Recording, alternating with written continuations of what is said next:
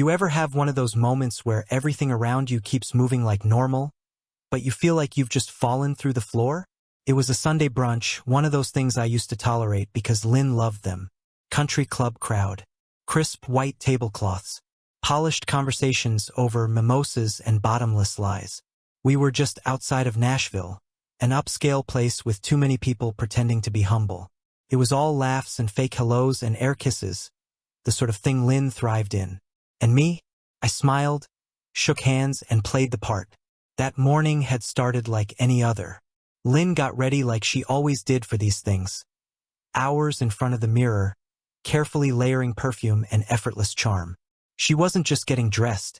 She was preparing for a performance. Hair curled just right, heels loud enough to be noticed. I always used to think it was, for me, that little extra effort. Somewhere along the way, I realized it wasn't. We got to the club a little after 10. The valet took our car and the hostess already knew our names. Of course she did. Lynn made sure of that. She made sure a lot of people knew her name lately. About 30 minutes in, I stepped outside to take a work call. Just a small logistics hiccup, nothing urgent, but I needed the fresh air anyway. I wasn't gone long. When I came back through the side doors off the patio, I paused just inside the dining room. I could see Lynn at our table, her back to me, laughing in that exaggerated way that always meant she was either drunk or putting on a show. Probably both. She was surrounded by a few of our regular brunch friends. Liv, of course, and her husband Eric, plus that couple from Bellevue whose names I always forgot. There were others too, all dressed too well for a casual Sunday. Liv was halfway through telling some story, one I hadn't caught the beginning of, but whatever it was had the table in stitches. I stood just outside their view, one hand still on the glass door, when I heard it, clear as day. She said it's like taking a cold shower now. Liv said, tossing her hair back with a dramatic flair. The laughter exploded again. Lynn laughed too, loudly. A little too loudly. I knew that laugh. It wasn't casual. It was defensive. She was trying to own the joke before anyone else could. That alone should have been enough. Cold shower? It wasn't a random metaphor. Everyone at that table knew exactly what Liv meant, and who it was about. Me. But then it got worse. Liv leaned in toward one of the women across from her.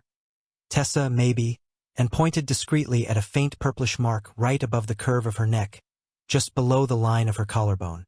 That bruise? She said with a smirk. Not from the gym. Ask Lynn. Another round of laughter. Less explosive this time.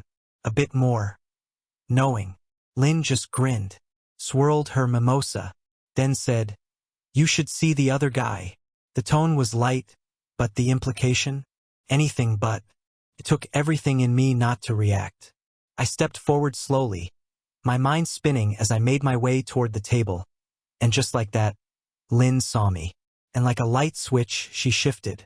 She didn't miss a beat. Before anyone could say another word, she waved her hand and said, "Oh my God, Liv, tell them about your resistance band disaster."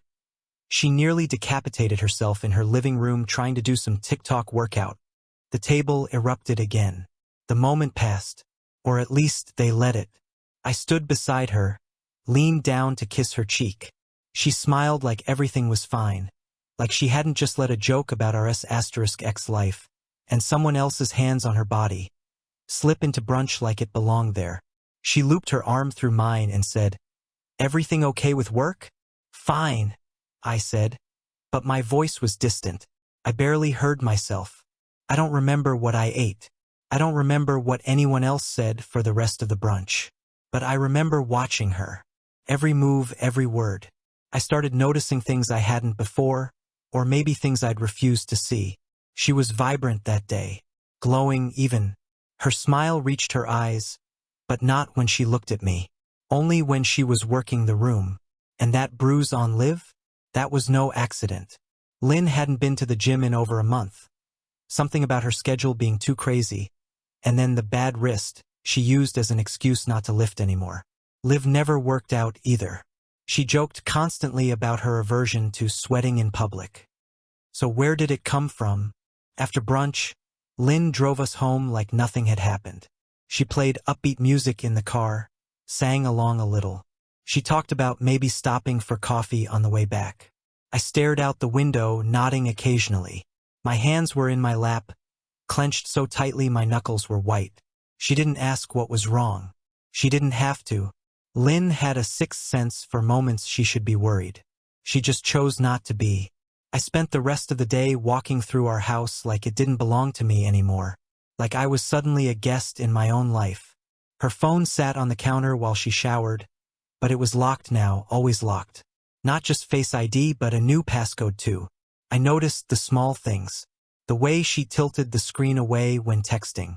The faint smell of cologne on her sweater that didn't match anything I owned. And still, part of me wanted to believe it was innocent. Maybe they were just drunk. Maybe Liv misunderstood something. Maybe, but I knew better. That moment at brunch? That comment was a warning **T disguised as a joke. Lynn had laughed too hard, smiled too wide, deflected too easily. And when everyone else moved on, I couldn't. Because behind her eyes, I saw it. Something colder than a shower. Something calculated. She was lying. And worse, she was confident I wouldn't call her on it. That hurt more than anything else. After that brunch, something shifted in me. I didn't confront Lynn, at least not right away. I just watched. Quietly. Closely. I started living like a man trying to replay the last year of his life in real time. Every word, every excuse, every time she smiled at her phone or came home a little too happy or a little too distracted. I rewound it all. And suddenly, things that once felt like normal quirks started ringing like alarms in my head. The gym thing was the first crack I couldn't ignore. Lynn used to post gym selfies all the time, leggings, ponytail, motivational captions about grind mode and endorphins. That had stopped about 6 weeks earlier. When I asked if she was still going, she said her wrist had been bothering her and that she'd switched to home workouts. She even showed me a yoga mat rolled up in the backseat of her car once. At the time, I didn't question it. Why would I? It was a small thing. But now I saw it differently. That mat never left the car. There was no sweat on it, no use. And her gym membership? I checked our bank statements, canceled. She hadn't stepped foot in that place since early spring. Then there were the nights out. Supposedly girls' nights. Wine and charcuterie and TikTok dances.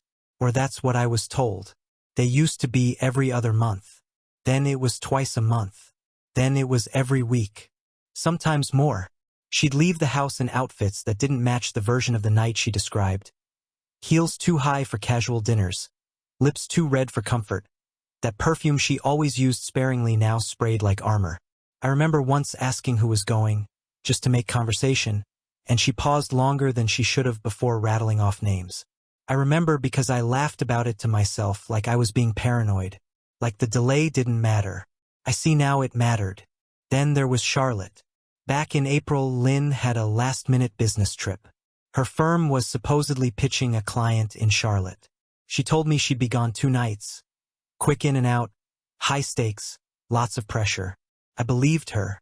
She'd always been good at her job. I even felt proud of her for being chosen. She flew out Thursday afternoon. Sent me selfies from the hotel lobby, one with a glass of wine, one in a robe. Texted things like long day and this pitch is brutal.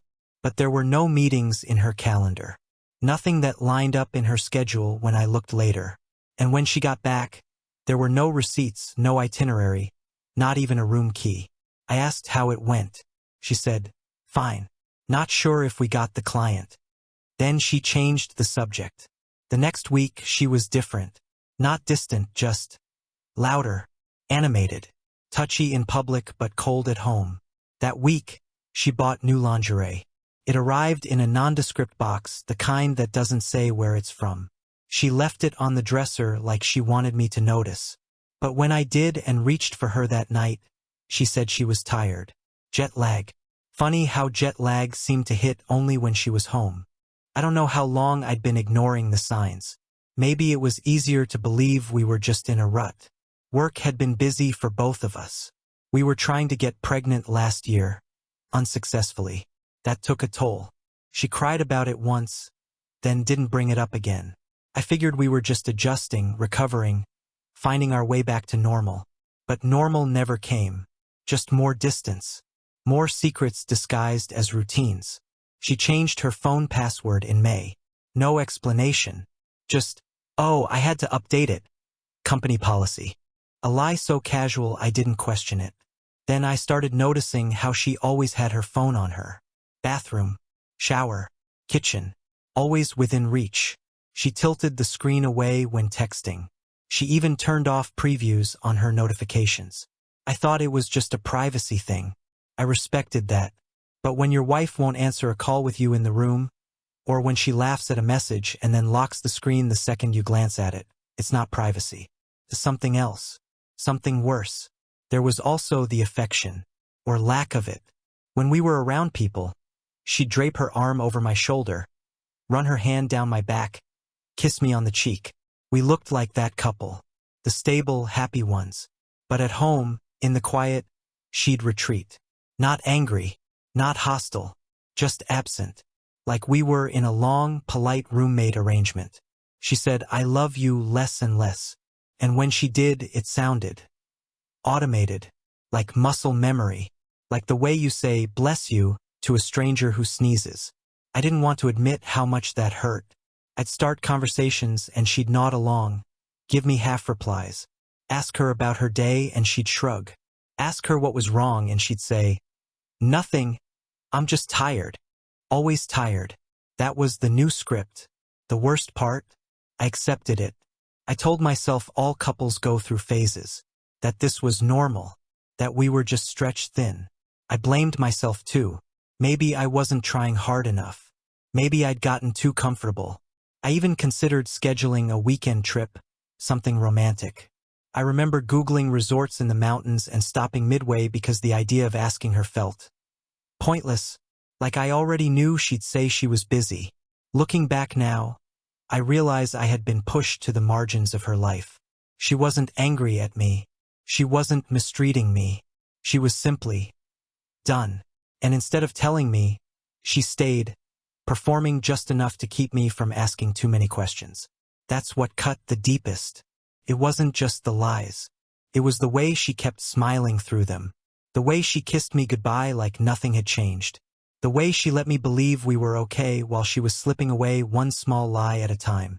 That brunch with the joke and the bruise? It didn't come out of nowhere. It was the culmination of months, maybe years of subtle exits. Death by 1,000 deflections. And I missed all of it. Or maybe I didn't. Maybe I saw it all and just didn't want it to be true. It happened on a Wednesday, middle of the week, just after noon. The kind of day when nothing's supposed to happen. I wasn't supposed to be home. That's what made it perfect. There'd been a system outage at work, a data failure that froze half our operations. IT told us to log off, wait for updates. Everyone else looked relieved. I felt restless. Something in me didn't want to go back to the office. I told my team I'd be working remotely and drove home instead. I don't know why. Or maybe I do. I pulled into the driveway around 12:30. Her car was there. Odd but not impossible. She sometimes worked from home. I sat in the car for a moment, windows rolled down, heart ticking a little faster than usual. Something about the quiet didn't feel right. The curtains in the living room were drawn. That was new. Inside, the house was still. Not silent, just still. I set my keys down gently, listening. Then I heard it. Muffled voices upstairs. One low, one familiar. I froze. My hand instinctively reached for my phone, not to call anyone, but to record. That was the first time I didn't give her the benefit of the doubt. I crept upstairs, each step a test of my self-control. As I got closer, the voices sharpened. A man's voice, soft, laughing. Lynn's voice, lighter than I'd heard it in months. Not a single word was suggestive on its own, but the tone was unmistakable. I didn't kick the door open. I didn't yell. I didn't even breathe too loudly. I held the phone steady, just outside our bedroom door, and recorded the sound of my marriage collapsing. And then the door opened. I stepped back instinctively. The man, Tyler, walked out first. Felt like a punch I should have seen coming. Tyler, of course. He was a family friend. We'd known him for years. He'd stayed with us during renovations at his place. We'd gone on vacation together. He once helped me assemble a grill in the backyard while Lynn brought out lemonade. We trusted him. He didn't see me at first. He was smiling down at his phone, probably texting her. When he looked up and froze, it felt like time snapped in half. We didn't say anything. We just stared at each other for a few unbearable seconds. He opened his mouth to speak, but I turned and walked back down the stairs without a word. I didn't need an explanation. Behind me, I could hear Lynn talking on speakerphone. Some kind of video call, totally unaware that her secret had just walked right past me. The same voice that had been so guarded with me lately was now effortlessly casual, charming even. The sound of her laughing from upstairs used to be comforting. That day, it made my skin crawl. I walked out the back door. Everything felt too normal. The sky was clear. Birds chirped. A breeze moved the wind chimes gently on the porch. But inside me, something had gone completely silent. I sat in my car for a long time. I didn't cry. I didn't scream. I just stared at the dashboard and felt this strange wave of clarity wash over me. The guessing was over. The wondering, the benefit of the doubt, the long nights justifying things that didn't make sense, all done. I knew. I replayed the voice note I had just recorded. My hands shook, but not from rage. It was the kind of tremble you get when your body realizes the truth before your mind catches up. It wasn't graphic. They weren't saying anything explicit. But the familiarity in their voices was more than enough. The shared laughter. The int asterisk Macy in the pauses. It was a private world I hadn't been invited into. One that had been growing, quietly, while I stood on the outside asking if everything was okay. I started piecing things together. Tyler's sudden interest in our lives, the way Lynn used to light up when he was around. She'd always played it off as old friendship. Inside jokes, harmless banter. Once, during a game night, I saw her laugh so hard at something he said that she doubled over, touching his shoulder for balance. I remember thinking I hadn't seen her laugh like that with me in months. That moment had felt like nothing. Now it felt like the prologue. The bruise on her neck at brunch, that was his mark. There was no more denying it. She hadn't just lied. She'd paraded the evidence in public and laughed when people saw it. And when I'd stepped in, she redirected, like it was all some misunderstanding. It wasn't. I didn't go back inside that day. I drove to a park, sat in the car, and tried to figure out how to feel. Anger was there, of course. But what I mostly felt was foolish. I had suspected her, questioned her, doubted myself, doubted her, then doubted myself again. I'd spent weeks gaslighting my own instincts because I didn't want to believe the person I married was capable of this. But she was. When I finally got home that night, the house looked exactly the same. Lynn was in the kitchen, scrolling her phone, wine glass on the counter. She looked up when I walked in and smiled. "Hey babe," she said. "How was your day?" I stared at her, almost impressed. She was good. Really good. "Fine," I said. She asked if I wanted dinner. I said no. She offered me wine. I declined. She didn't push it, just nodded and went back to her screen. The quiet between us was a canyon. That night I couldn't sleep. I lay in bed next to her, listening to her breathing. She was out cold, calm, peaceful. I kept picturing Tyler's face, his expression when he saw me. I kept hearing their voices on the recording. I kept seeing the bruise, the little signs I had ignored over and over. And I thought, how long would she have kept this going? If I hadn't come home early, if the system outage hadn't happened, would she have kept smiling? Kept lying? Would she have kept slipping out to meet him, sneaking him into my house, our bedroom? Probably. That's the part that broke me. She didn't just betray me. She erased me from the equation entirely. After that day, I stopped asking questions. I stopped second-guessing myself, stopped hoping I was wrong. Lynn thought she had succeeded in deceiving me, and for a while she had. But now I had no interest in exposing her to make a scene. I wasn't looking for a confrontation. I was looking for the truth quietly, methodically. I started gathering. The first thing I did was copy the audio file to a secure drive. Then I backed it up to a cloud folder with a new password. My hands trembled a little while doing it, not from nerves, but from how foreign it felt. I had never snooped on Lynn before. I never thought I'd be the kind of man who needed to, but trust changes things. And once it breaks, it rewires your brain. That night, I waited until she fell asleep. Fully asleep. Her phone was charging next to the bed, face down like always. I stared at it for 20 minutes before I picked it up. I'd never gone through her phone before, ever. Felt like opening someone's diary, invasive, wrong. But I couldn't afford morality anymore. Not when I was being lied to in my own home. It was locked. New passcode. I took a guess, our anniversary date. No luck. Her childhood dog's name? Nope. I paused, thinking. Then I remembered something she used to say when she was joking about her bad memory. She always used the same password for everything, her high school locker combo. She said it out loud once during an argument about password managers. 16-22-4. Don't worry, it's not a secret. I typed it in as a straight 6-digit code. 162204. It unlocked. Her text thread with Tyler was gone. No trace. Deleted completely. Not even in the recently deleted folder. But that told me something too. People don't delete things they want to keep. They delete things they want to hide. Still, the messages weren't the only trail. I opened her photos. Nothing suspicious there. But in the Notes app, that's where it changed. There was a hidden folder labeled Groceries Plus.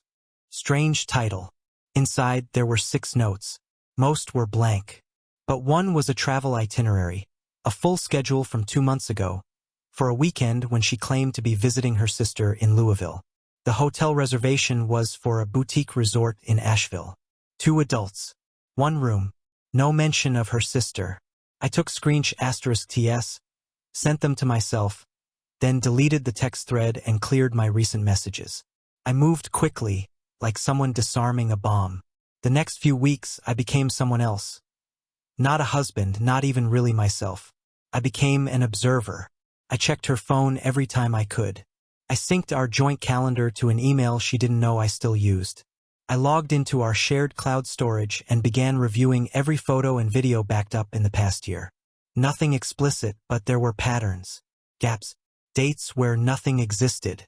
Times when she used to take dozens of selfies, now suddenly 0. I remembered a weekend in March when she said she had a conference. I found a receipt in our joint account history for a hotel 2 towns over. Not the conference venue. A single transaction at a steakhouse that Tyler had once mentioned as his favorite. I remembered the name because I had taken him there on his birthday 2 years earlier. Piece by piece, I reconstructed the timeline. It was longer than I thought. It didn't start in spring. It started last fall.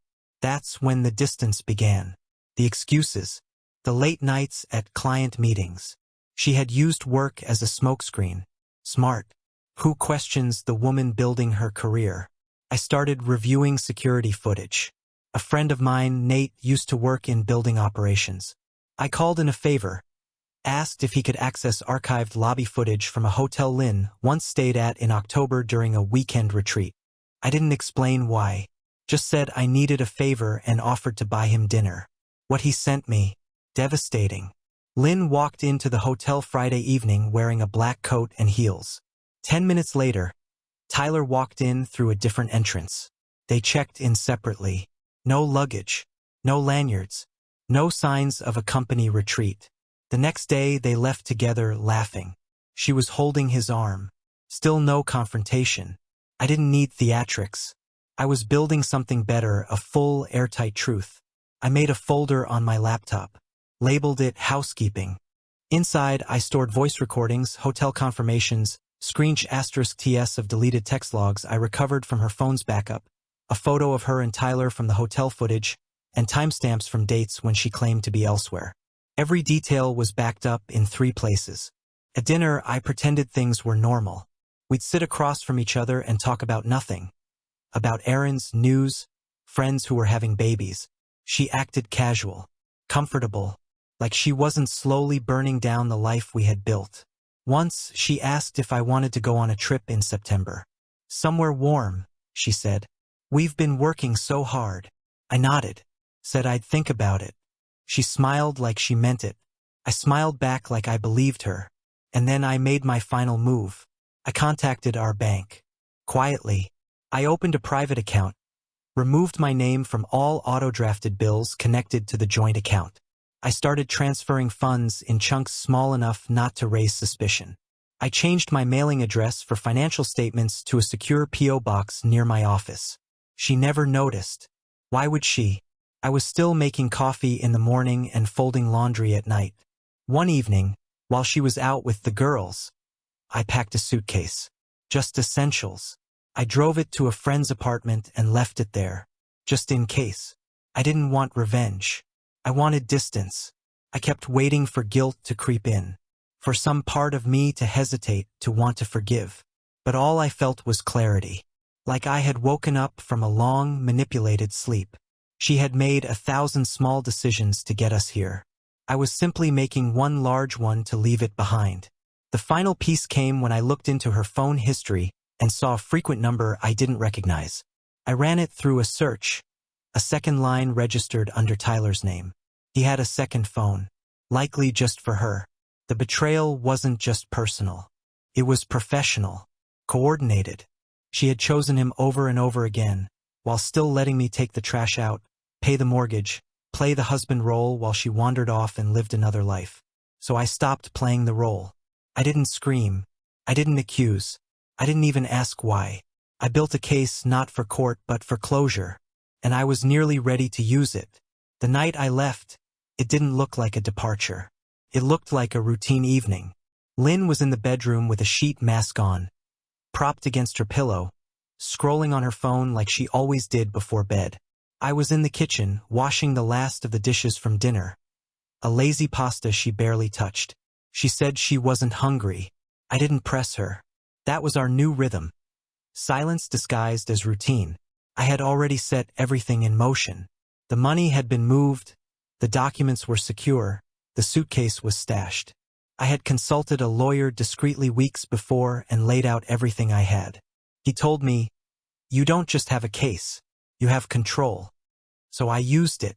I had written a letter. Not to explain, there was no explaining this, but to lay out the truth.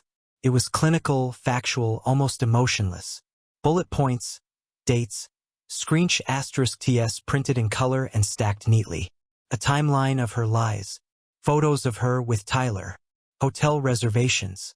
An export of her call history with timestamps. Even the audio recording of that afternoon when I came home early, transcribed and highlighted. The last line was simple. "You are now free to live in the mess you created. I won't be part of it." I printed 2 copies. One went in an envelope I left on the nightstand. The other came with me. I didn't slam any doors. I didn't shout. I didn't give her the closure of a dramatic argument she could later twist into a story of my overreaction. I just left. Quietly. Deliberately. Before I walked out, I left my wedding band on the kitchen counter. Not in the center, but tilted against the salt shaker, easy to miss at first glance. I wanted her to see it accidentally. I wanted the silence to unnerve her, the stillness to scream. That night, I didn't sleep in a bed. I stayed at a friend's place on the pull-out couch, my duffel bag at my feet and a cold beer sweating in my hand. It should have felt depressing. Instead, it felt like oxygen. In the morning, my phone lit up with missed calls. From her. 2 texts. "Where are you? Daniel, what's going on?" I didn't respond. By noon, her tone had shifted. "Please answer me. I'm freaking out. Is this about work? Did something happen?" Still, I said nothing. That evening, she called twice more, then left a voicemail, her voice cracking with confusion. She wasn't panicked. Not yet. Just off balance. Like the narrative she'd built was slipping, and she couldn't figure out why. That silence? That was mine now. For weeks, she had been in control, choosing what to say, what to show, what to hide. But not anymore. I had the power now. Not because I yelled louder, but because I walked away. By the end of the week, she stopped guessing. I got the message I had been expecting. "We need to talk. Please. If this is about Tyler, I can explain." That was the crack. The first time she said his name, I didn't respond. I gave her 4 days of silence after that. During that time, I worked with my lawyer to begin formal separation proceedings. The documentation had already been prepared. Now we were just filing the pieces. The attorney asked if I wanted to give Lynn a heads up. No, I said. Let the paperwork do the talking. The next day, the process server delivered the packet directly to her office. I had made sure of it. I didn't want to humiliate her. I just wanted her to understand that this wasn't temporary. This wasn't a tantrum. This was the result. She called again within an hour of receiving it. Left a voicemail I never listened to. Then a text that simply said, "Daniel, please, can we talk before this goes any further?" But it was already far.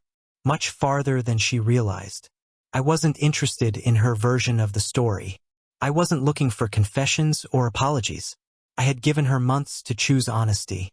She had chosen something else. That weekend, I went to a dinner party with friends. People who had known us as a couple, who hadn't yet heard the news. I debated not going. But something in me wanted to reclaim my own narrative. I didn't arrive alone. The woman I brought wasn't a date, exactly. She was someone I had known for years, a friend through work. We had reconnected in the last month over coffee. Long talks about life, broken trust, and the absurdity of pretending things were fine when they weren't. She knew everything. She didn't judge. She didn't pity me. She just listened. When we walked into that party, I felt Lynn's world begin to crack. Because she was there. She hadn't RSVP'd. I hadn't expected her. But the second our eyes met across the room, the air changed. Her smile vanished. Her wine glass dipped slightly in her hand. She blinked like she was still catching up. She approached later, carefully, like someone walking across thin ice. My friend and I were chatting by the kitchen when Lynn appeared. "Hi," she said. I nodded. "Hey." Her eyes bounced between us. "Can we talk?" "Not now," I said. "Enjoy your night." I turned back to my conversation without giving her anything else. Later, one of the hosts asked how Lynn and I were doing. She had apparently told people we were taking space. I answered plainly, "We're separated." I filed. There was a pause. Then, "Oh, I didn't realize. I'm sorry." "No need to be," I said. "Some decisions are overdue." That was the moment Lynn realized I was serious. That I wasn't unraveling, wasn't begging. I wasn't retreating into sadness. I was rebuilding. On my terms. That week, she sent me an email. Not dramatic. Not emotional. Just long. She tried to rewrite the timeline. Said things hadn't been serious with Tyler. Said she didn't mean for it to happen. Claimed she felt alone. That it started when she was struggling emotionally. That it was an escape. Not real. But none of that mattered. Because the moment she let it happen, let it continue, she made it real. What stunned her, I think, was that I never gave her the stage to defend it. No screaming. No bargaining. Just silence and action. The kind of response you can't spin into victimhood. In her story, I was supposed to yell, to beg, to make it dramatic. Instead, I disappeared. And the quiet, that was what finally got to her.